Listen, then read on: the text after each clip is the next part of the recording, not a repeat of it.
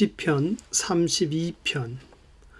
허물에 사함을 얻고 그 죄의 가리움을 받는 자, 정죄를 당치 않는 자는 복이 있도다.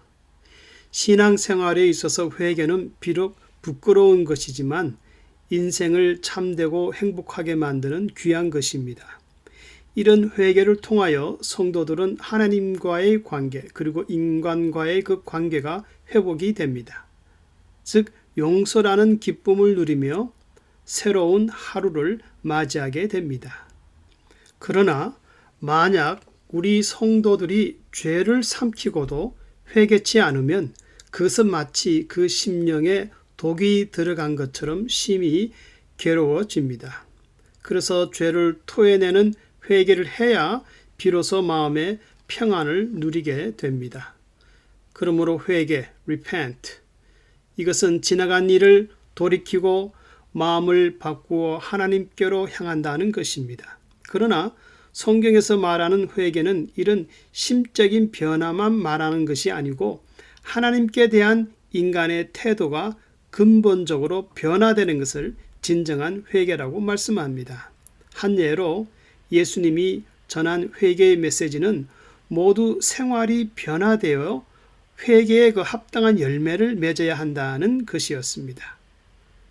본 시편은 다윗이 우리아의 아내 밧세바를 취한 죄로 인해 심히 괴로움을 겪고 난 후에 지은 시라고 봅니다. 내용의 중심은 인생은 누구나 용서받아야 할 죄인이며 하나님께 용서받는 자의 행복이 어떠함을 고백하고 있습니다. 그래서 먼저 지난날의 회개와 용서를 체험한 기쁨을 선포하고 그리고 회개치 않을 때 하나님이 다윗을 얼마나 고통스럽게 하셨는지를 이렇게 고백하였습니다.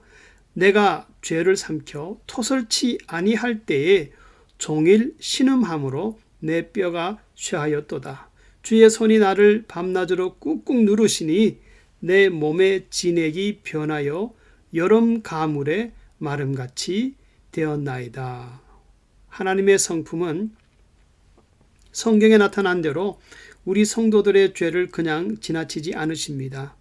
끝까지 죄 지은 것을 스스로 시인하고 다 말해야 용서를 베풀어 주십니다. 그 이유는 첫째, 성도 자신이 어떤 죄든지 그것을 통하여 하나님을 대적하는 심각성을 알게 하고, 둘째는 하나님과 바른 관계를 회복하기 위해서입니다. 매일 하나님과 바른 관계를 회복하는 것은 성도들이 가져야 할 크나큰 은혜입니다. 다시 말하면 회개하기 전에는 하나님이 우리에게 진노하셨지만 그러나 성도가 회개한 후에는 7절의 말씀과 같이 하나님이 나의 피난처요 나의 구원자가 되시는 것을 확인하고 또 깨닫게 됩니다. 그래서 6절에서는 성도가 회개하는 기회를 놓치지 말라고 말씀합니다. 우리 심령 속에서 회개할 마음이 일어나는 것은 나에게 지혜가 있어서 회개할 마음이 일어나는 것이 아니라 하나님이 우리 성도들에게 용서와 은혜를 베푸시는 기회입니다.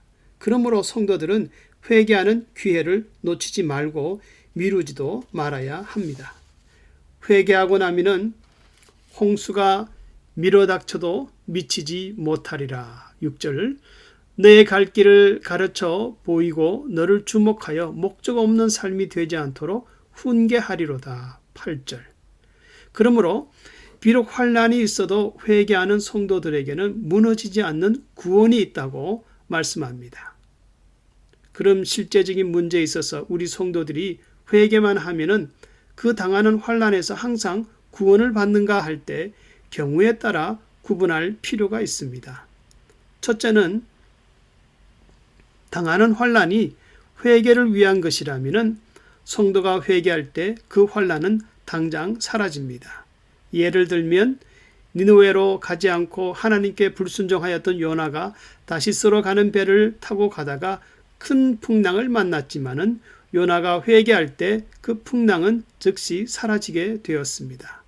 가는 길을 가로막았던 그 풍랑은 요나의 회개를 위한 것이었습니다. 둘째는 당하는 고난이 죄를 인하여 받는 벌이라면 성도는 그 고난을 받을 만큼 다 받게 됩니다.